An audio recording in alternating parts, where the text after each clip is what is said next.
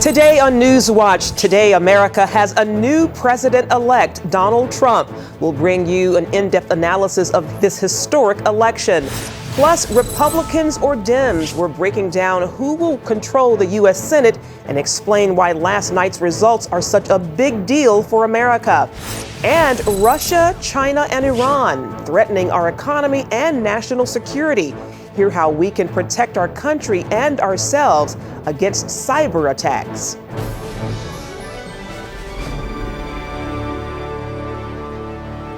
Thanks for joining us for CBN NewsWatch. I'm Charlene Aaron.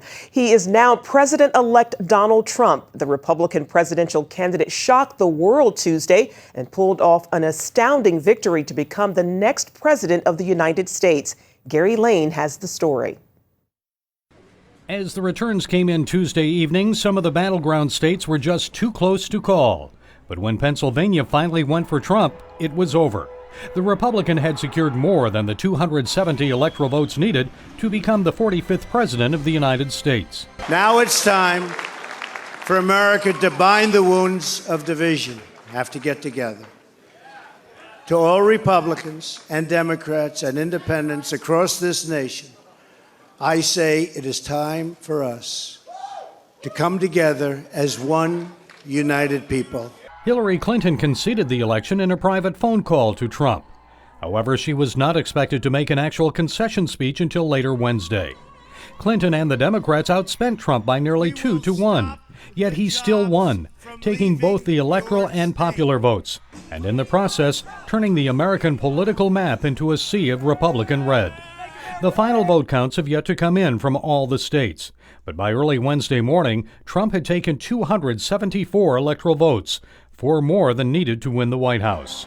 And as CBN's Abigail Robertson tells us from New York, that led to a victory celebration at the Trump headquarters.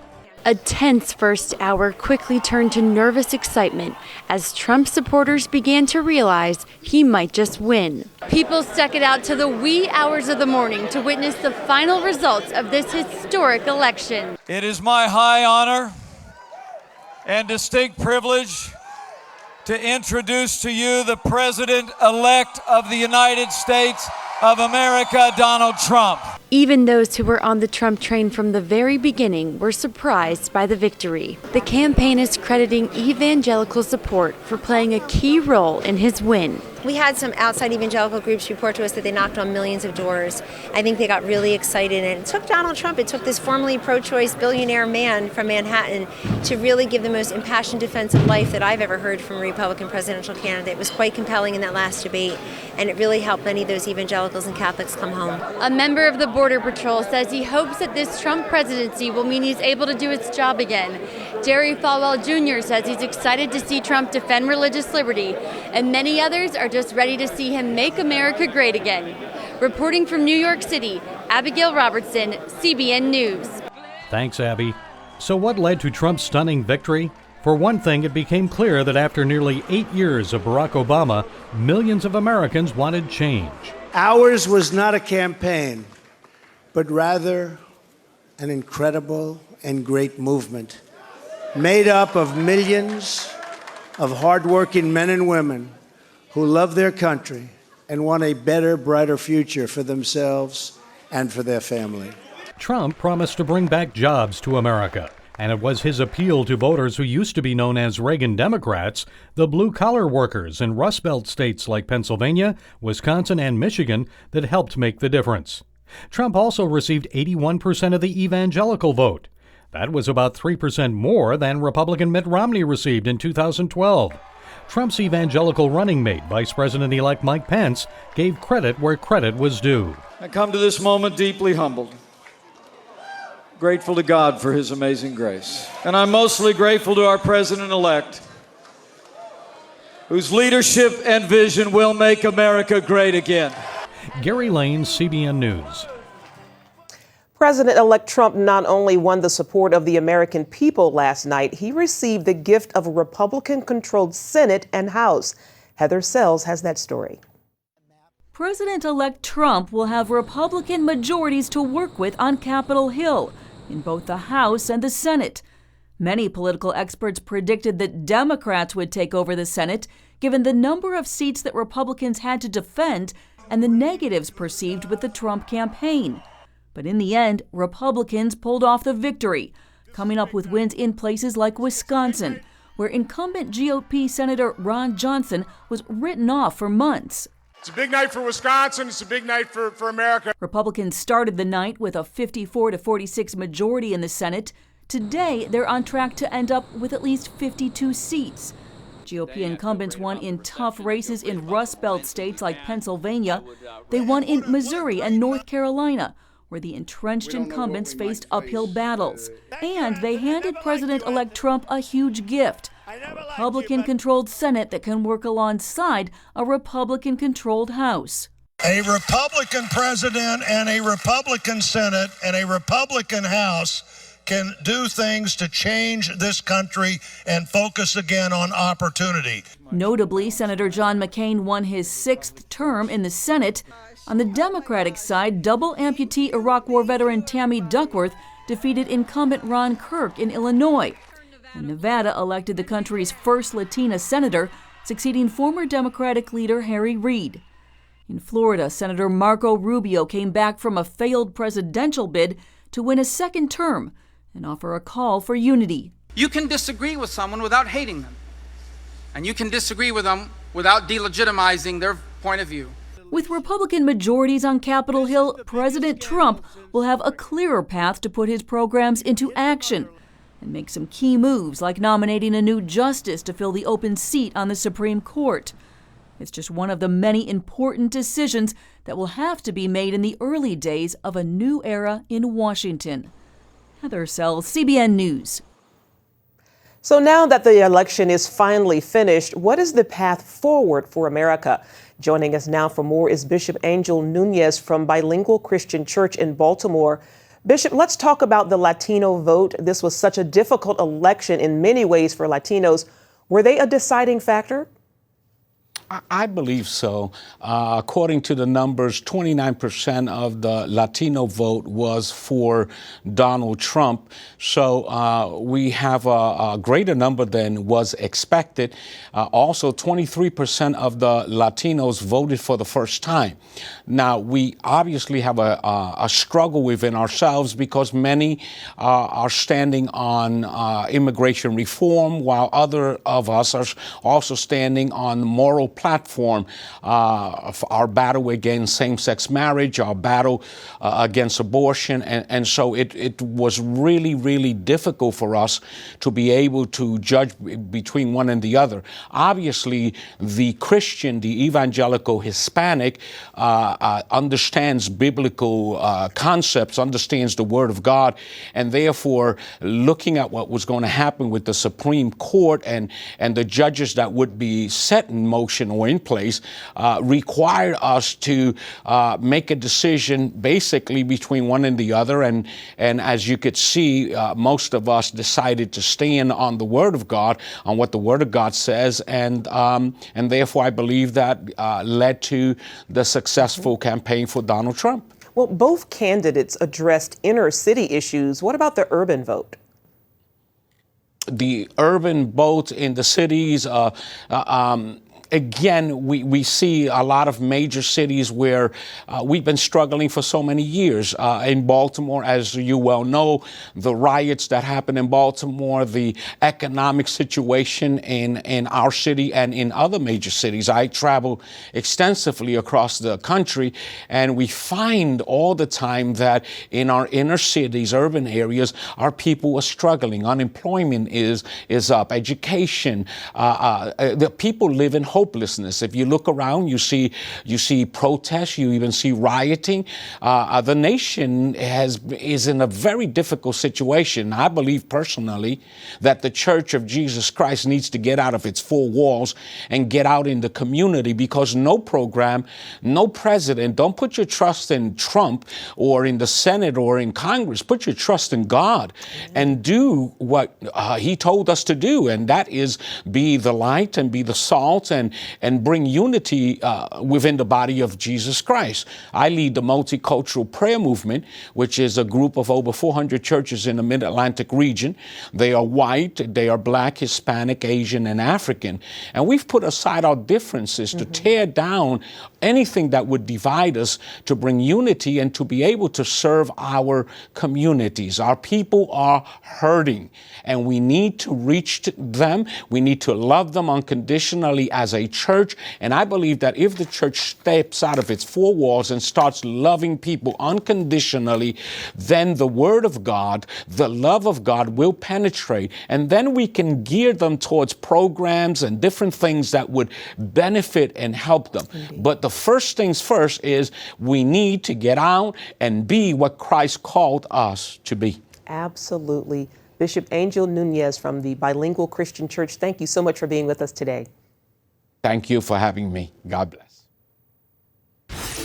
Up next, Iraqi troops fight tirelessly to break the ISIS stronghold in Mosul. But what does the future hold for the country's Christians?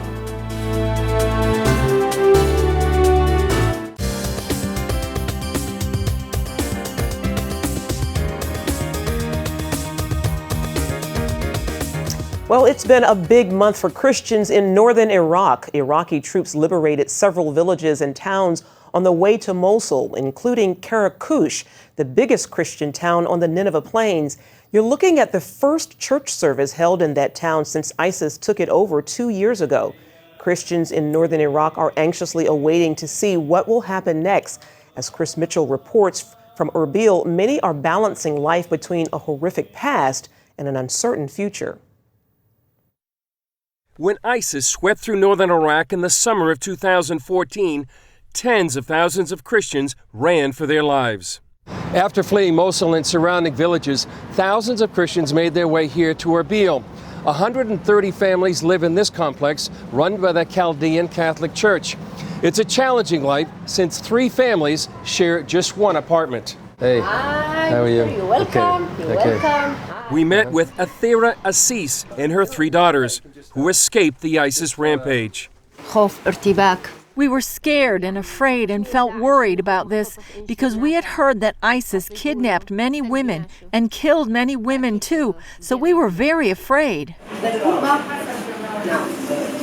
They now live in safe but crowded conditions, where 5 family members sleep in one room. As Assis and her daughters prepared a meal for us, we asked what she would say to a mother in the United States. We told them that we want a quiet life. We need a safe life for us and for our children. And we ask you to liberate Mosul so we can go back to our home. What we need from all people in the world is to go back to our village and live a normal life like people are living. The big challenge is what's our future? Are we going to stay here? Are we going to leave? Are we going to go back? Father Martin helps to lead this group. He says they lost their homes, but not their faith. Yeah, of course. Their faith is maybe it was empowered by these difficulties. Every time they are praying, every time. They are also praying for ISIS, to God have mercy on them, to make them a good people.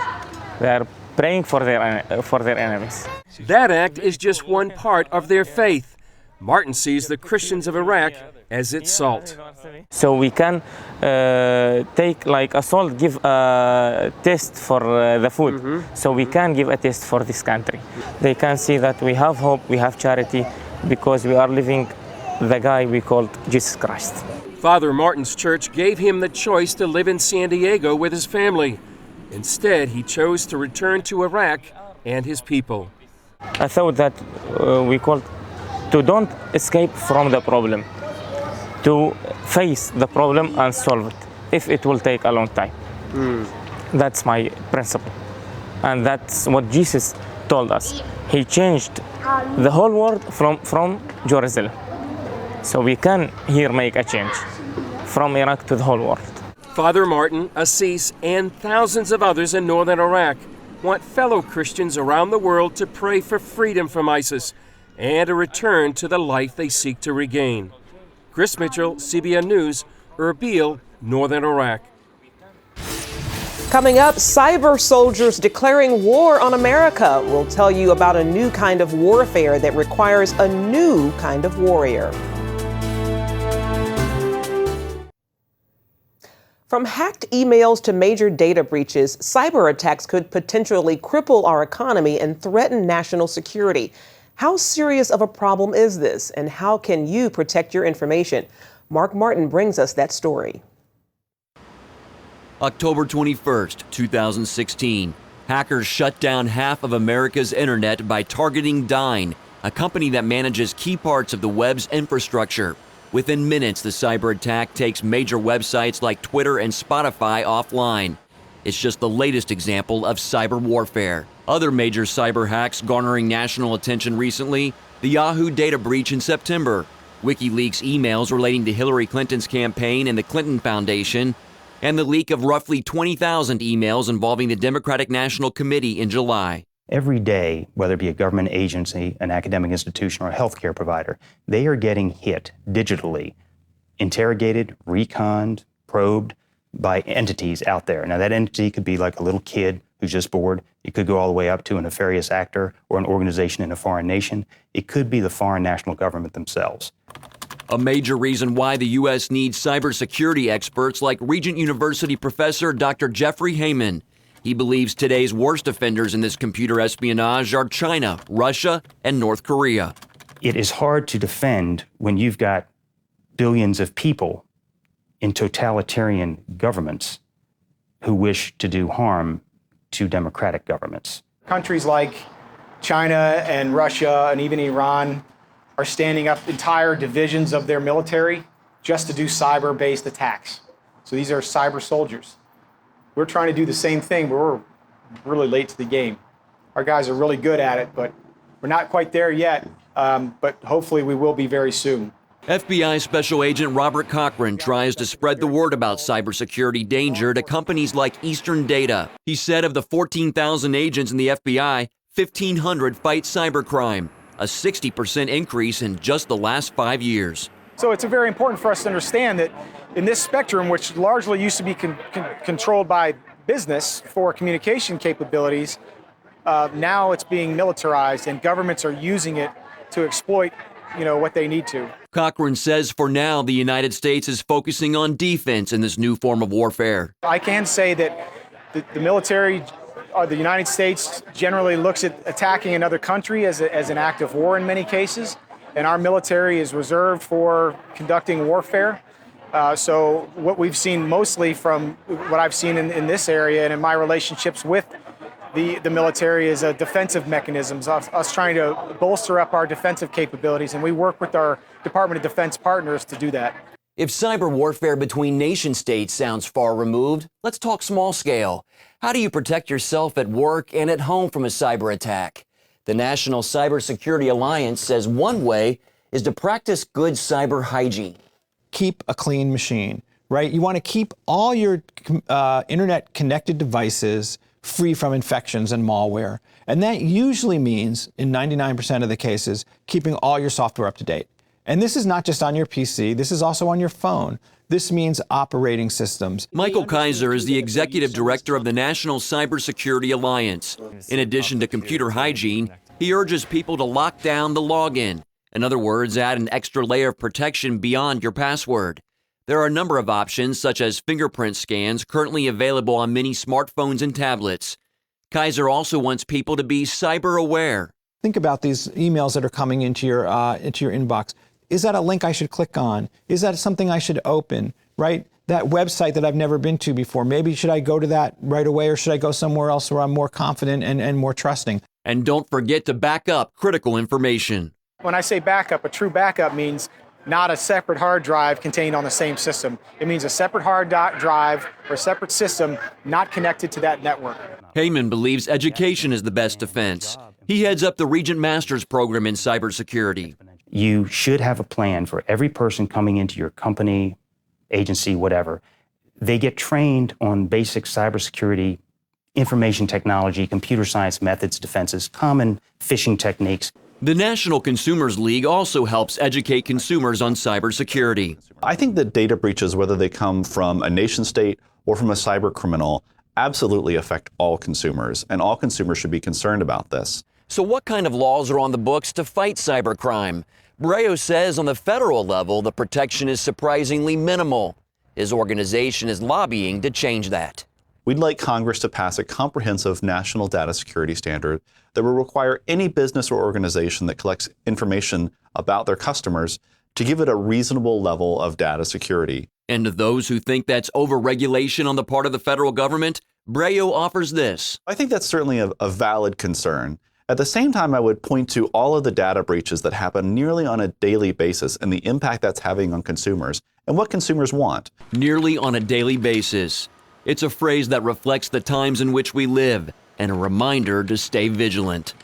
Mark Martin, CBN News, Virginia Beach and Washington.